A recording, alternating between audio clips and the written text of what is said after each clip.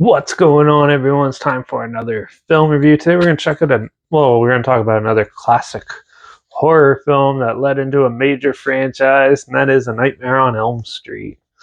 It was released by New Line Cinema November 16th, 1984, and it's produced by Stanley Duddleson and Joseph Wolfe, and it was written and directed by Wes Craven, who, if that name sounds familiar, well, he's done quite a few. He spent his name in the horror genre. He's done like Scream, Scream 2, Scream 3, Scream 4, My Soul to Take, Red Eye, Cursed, a whole bunch of other films. It's at a budget of $1.8 million and it made over $57 million.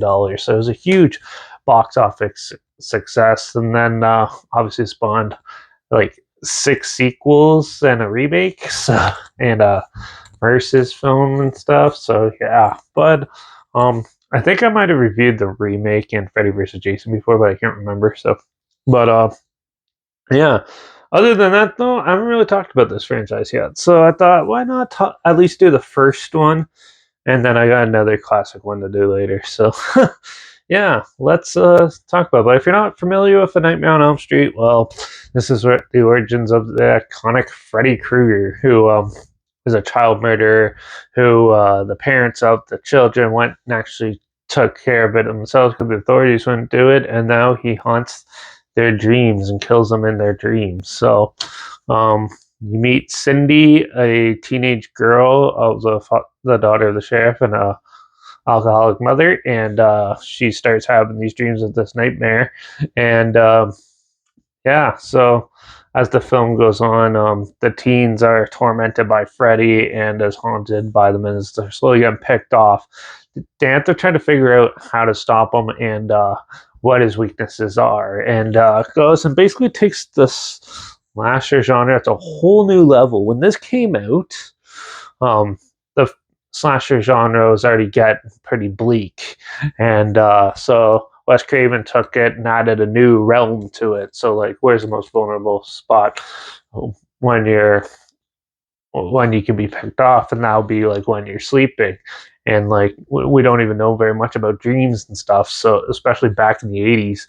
And so as yeah, having a killer go and killing you in your dreams where you die in real life, that's a really neat concept, and it leaves a lot of creativity into, especially in the sequels, on how to kill people and stuff. And the look of Freddy in this one is not really where he's quirky and comedic. This is where he's more serious and as a slasher villain, and it's really good. He still has his burnt makeup and some of those witty one-liners, but not as many, and way more serious. And I really enjoyed that. I love this film. I watch it like 2 or 3 times a year. This is one of my favorite horror films ever. So yeah, but definitely an iconic villain, and all the characters are so well written. They're so real, and just realistic and relatable that you can get behind pretty much everyone and stuff. Some of the decisions were probably like a little weird because like the ending's a little cheesy and stuff, but overall the whole film is just a lot of fun. It's a good ride, and you can always find new things by watching it over and over again. So this is definitely one of my favorite movies, and by all means, it's definitely one of the best horror films out there, and it's one of the best horror film franchises out there. So yeah, luckily it hasn't really been touched on in a while, so you still got all these good stuff.